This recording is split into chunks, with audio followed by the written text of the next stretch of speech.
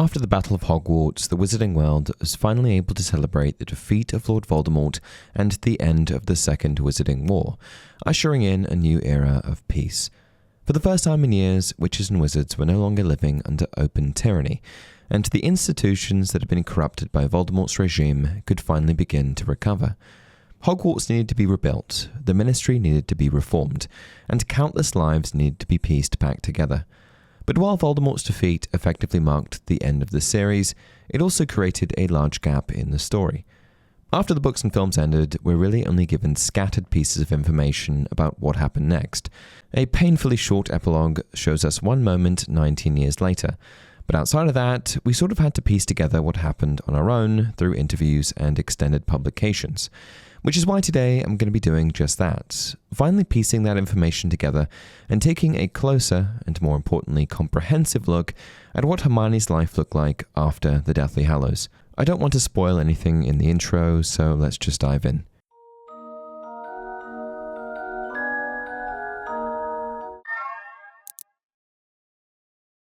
Hey everyone, welcome to another installment of Harry Potter Theory. Let's pick things up in 1998. It took a little while for the dust to settle after the Battle of Hogwarts, and besides rebuilding, the next step, in a general sense, wasn't exactly obvious. But for Hermione, there was one thing she knew that she would need to do right away, and it involved her parents. Near the beginning of Deathly Hallows, the Wizarding World was in turmoil. The imminent threat of Voldemort and the Death Eaters meant that not only witches and wizards were in danger, but muggles too. Hermione was a prominent figure in the fight against Voldemort, and this made her a target, and by extension, her family as well. And with the knowledge that the danger would eventually stretch beyond the confines of the Wizarding World, Hermione knew that she would have to make a difficult choice that involved her parents. This prompted her to take action, which, I'd like to add, was very differently represented by the books and films. Effectively, what Hermione needed to do was erase her parents' memories. This would disassociate them from her and possibly save their lives, as they couldn't possibly reveal information about someone that they had never met. In the book, Hermione says to Harry, "I've also modified my parents' memories so that they're convinced they're really called Wendell and Monica Wilkins, and that their life's ambition is to move to Australia, which they have now done. That's to make it more difficult for Voldemort to track them down and interrogate them about me, or you, because unfortunately, I've told them quite a bit about you." Hermione's actions prompted the new couple, deemed Monica and Wendell Wilkins, to act on their ambition to move, packing up their belongings and heading straight for Australia. This also happened just in the nick of time, as their family home was visited by Death Eater Courtney Axley shortly after they had left. This is, however, where the books and films confuse things a bit. In the books, Hermione doesn't seem to mention a particular spell that she used. It just seems to be some sort of generic and presumably reversible memory modification charm. The films, however, represent this a bit differently, as it's very clear when she wanders into her parents' living room that she quietly utters the words "Obliviate." And the issue here is that Obliviate is an irreversible spell, meaning that there is no way she would be able to re-establish the relationship with her parents in the event that the good guys won. Fortunately, in canon debates, the books always take precedence over the films, and J.K. Rowling actually weighed in on this in an interview. They are two different charms. She has not wiped her parents' memories, as she later does to Dolohov and Raoul. She has bewitched them to make them believe that they are different people. She also later reveals that as soon as the war is over, she heads to Australia and fixes or reverses her parents' memories. Was Hermione able to find her parents and undo the memory damage? Yes, she brought them home straight away. We aren't given every detail of that reunion, but I suspect it was undoubtedly one of the most important moments of her life. It was also essential that before she could move forward into the future, she first had to repair what the war had forced her to break. And with her parents safely restored, Hermione was finally able to turn her attention to the next chapter of her own life. By the end of the Battle of Hogwarts, another long-brewing storyline had finally come to a head: her relationship with Ron Weasley. After years of tension, jealousy, arguments, mixed signals, and feelings that were obvious to just about everyone except Ron himself, the two finally kissed during the Battle of Hogwarts. And while it happened in the middle of chaos, it effectively confirmed what had been building between them for years. Once the war was over, they were no longer school children dealing with homework, teenage immaturity, or the constant threat of death around every corner. And for the first time, they had the chance to explore what a real relationship looked like in ordinary life. Rowling never gives us an exact date for when Ron and Hermione officially became a couple, but all signs point to their relationship properly beginning in the immediate aftermath of the war during 1998. In many ways, their differences were probably part of what made the relationship work. Hermione was intense and relentlessly driven. Ron was funny, emotionally grounding, and often able to pull her out of overthinking. But it doesn't mean things were effortless. Ron and Hermione were never the sort of couple who would agree on absolutely everything. They had fought side by side, nearly lost one another more than once, and grown up together under extraordinary circumstances. And finally their friendship had evolved into something more stable and, more importantly, romantic. In perhaps the least surprising development of all time, the next step for Hermione involved going back to school. While Harry and Ron both chose not to return to Hogwarts, Hermione instead went back in 1998 to complete her final year of magical education and attain her newts. This is one of the clearest examples of how differently each member of the trio approached the post-war world. Harry had already been offered a path into the Auror office by Kingsley Shacklebolt, and Ron would initially follow him there. Hermione, meanwhile, returned to the academic route she had always taken seriously, and this fully checks out with her character. Hermione had always placed enormous value on education, but because of Voldemort, what a nuisance, she had missed an entire year of formal schooling while on the run hunting Horcruxes. And because she isn't the sort of person who would willingly leave that unfinished, she jumped at the opportunity to complete it properly once the dust had settled. Fortunately, Hogwarts was able to rebuild in record time. There's also the emotional side of it. For Hermione, Hogwarts wasn't just a school. It was the place where she discovered the wizarding world, formed lifelong friendships, and became the person we know throughout the series. Returning there after the war represented more than academics. It represented a return to normality after years of chaos. She would have also been walking the corridors of a rebuilt Hogwarts with a completely different perspective than the girl who first arrived in 1991. She had entered the castle as an eager first year, desperate to prove herself. She now returned as one of the central heroes of the war. Though we don't have a detailed breakdown of her exam results, Hermione did complete her studies and successfully attain her newts, giving her the formal qualifications that would support the rest of her career. Knowing Hermione, I'm sure she did just fine. 1999. With Hogwarts now behind her for good, Hermione was finally ready to begin the next major chapter of her life. And true to form, that chapter was centered around public service. Hermione began her post-war ministry career in the Department for the Regulation and Control of Magical Creatures. On the surface, some people might find that a little surprising. Hermione was widely regarded as one of the brightest witches of her generation. She had the intelligence and credentials to pursue any number of elite paths within the wizarding world. Basically, she could have done anything she wanted. But if you understand Hermione's character, this decision actually makes perfect sense, as there were many indications in her earlier life that she was passionate about social justice. For example, in Goblet of Fire, Hermione founded the SPEW, the Society for the Promotion of Elfish Welfare. While many people around her dismissed the cause, mocked it, or simply failed to understand why it mattered, Hermione's central belief never changed. The wizarding world had normalized the mistreatment of sentient magical beings. And now, for the first time in her life, she found herself in a position that could create actual change. According to Rowling, Hermione was instrumental in greatly improving life for house elves and their ilk during her time in the department.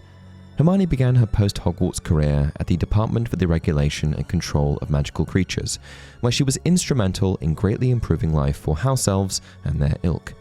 I feel like this career move is significant because it shows that Hermione didn't abandon her principles once the war was over. She didn't just become famous, cash in on her reputation, or take the easiest route available.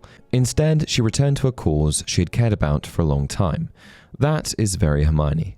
But this role would only be the beginning of her rise through the ministry. 2000.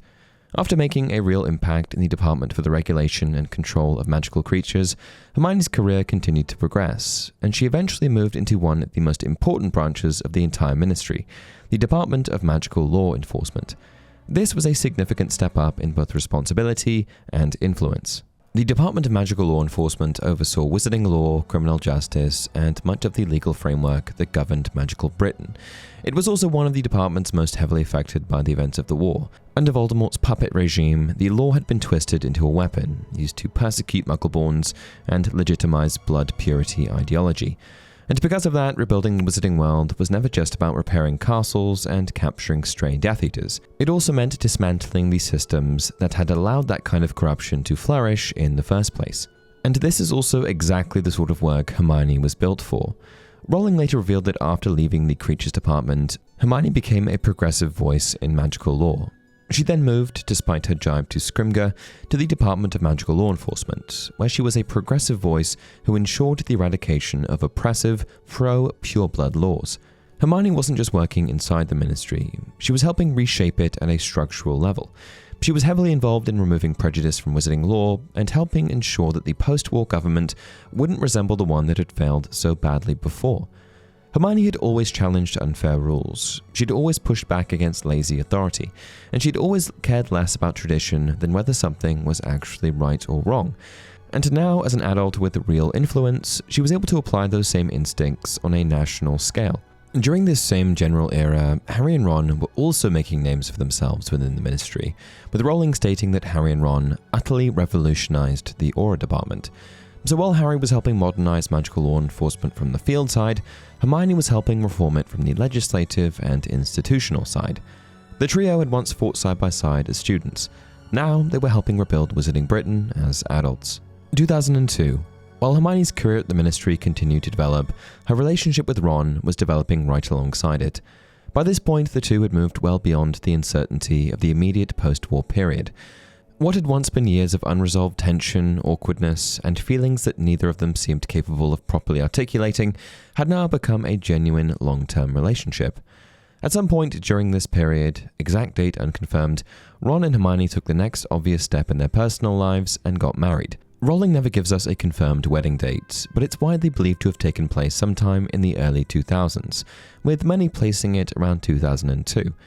After everything they'd been through together, from troll attacks and time turners to Horcruxes and the Battle of Hogwarts, their story had finally evolved from friendship into marriage. And for Hermione specifically, this was significant in another way as well.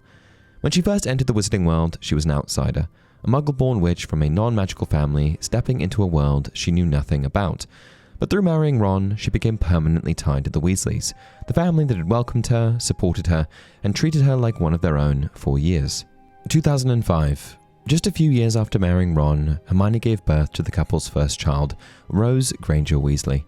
While there is no confirmed birth date according to canon, most timelines place Rose's birth around 2005 or 2006, based on her age during the epilogue.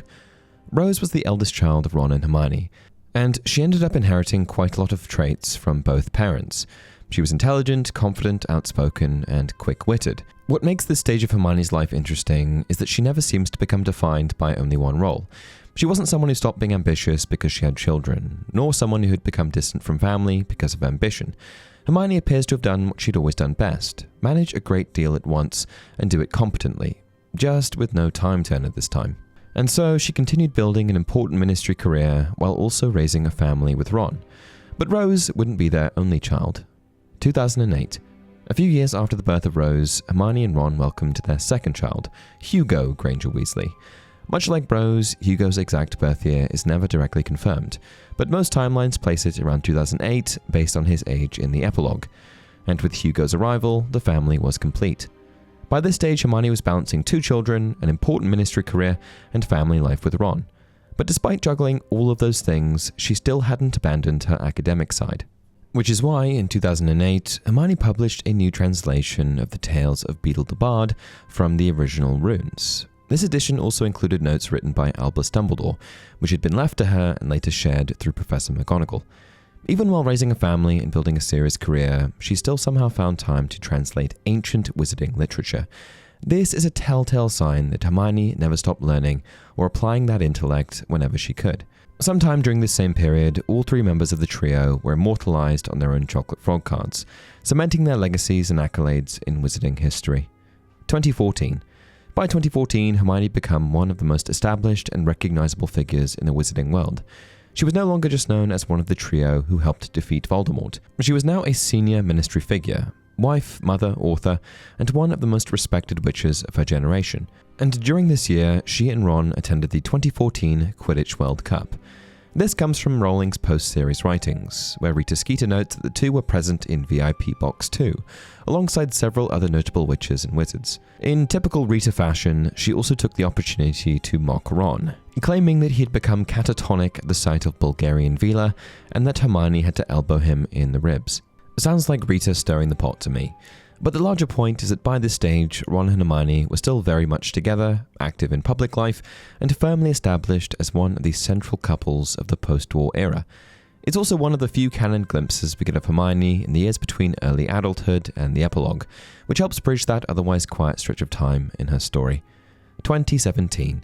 2017 will sound familiar because it's exactly where we're left at the end of the Harry Potter books and films. The epilogue takes place 19 years after the Battle of Hogwarts at platform 9 3/4, when we get to witness all of the main characters sending off the next generation to Hogwarts.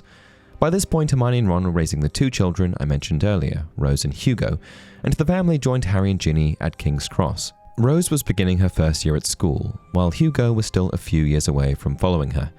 When Hermione first entered the Wizarding World, she arrived alone as a Muggle-born witch stepping into a world she knew almost nothing about. Now, nearly 2 decades later, she was returning to platform 9 3/4 as a mother, sending her own child to Hogwarts in a time of peace. Hermione herself had changed enormously by this stage. The anxious, rule-following student who once panicked over exams had grown into a seasoned public figure, accomplished professional, wife, and mother. However, Hermione's biggest professional chapter was still just around the corner. 2019. By 2019, Hermione's rise through the Ministry had reached its highest point, and at some stage between 2019 and 2020, Hermione was elected Minister for Magic, making her the political leader of magical Britain. She succeeded Kingsley Shacklebolt, who maintained the position for nearly 2 decades after the war. Hermione had intelligence, moral conviction, first-hand experience resisting tyranny, 2 decades of ministry experience, and a proven track record of reform. She understood both the strengths and failures of wizarding institutions because she had lived through their collapse and helped them rebuild afterward. This made her the perfect candidate for minister. And unlike some ministers before her, Hermione was not someone detached from ordinary people or driven purely by politics. She knew exactly what happened when cowardice, prejudice, or incompetence were allowed to lead, and that made her uniquely qualified for the role. After taking on the role, she placed her focus on a number of issues, including promotion of equality and inclusivity, educational reform and advancement, magical law and governance, and lastly, international diplomacy and cooperation. Harry Potter, by this stage a senior figure in magical law enforcement, was now working under her. And while Ron later left his Auror position, 2 members of the trio who once broke school rules together at Hogwarts were now helping run the Wizarding World from the top of the Ministry. And despite now holding the highest office in magical Britain, Hermione still seemed unmistakably like Hermione. In later material, she visits Harry to remind him to complete his paperwork. What can I say? My parents were dentists. I was bound to rebel at some point. 40 is leaving it a little late, but you've just done a brilliant thing. You're certainly not being told off. I just need you to look at your paperwork every now and again, that's all. Consider this a gentle nudge from the Minister for Magic. This tells us that even as Minister, Hermione remained practical and entirely unwilling to let people get away with being disorganized, especially Harry. It's nice to see that Hermione really always stayed, well, Hermione. And on that note, that's it for today's video. There's a few more things that happened to Hermione after 2019, but it strays a little too far from established canon for my liking, so I'll leave it here. Hopefully that helped fill you in on what she got up to after school. If you want me to do this for more characters, let me know by commenting down below and giving the video a like. Also be sure to check out my videos on the lives of Harry and Draco after the war if you haven't already. Until next time, remember, it does not do to dwell on dreams and forget to live.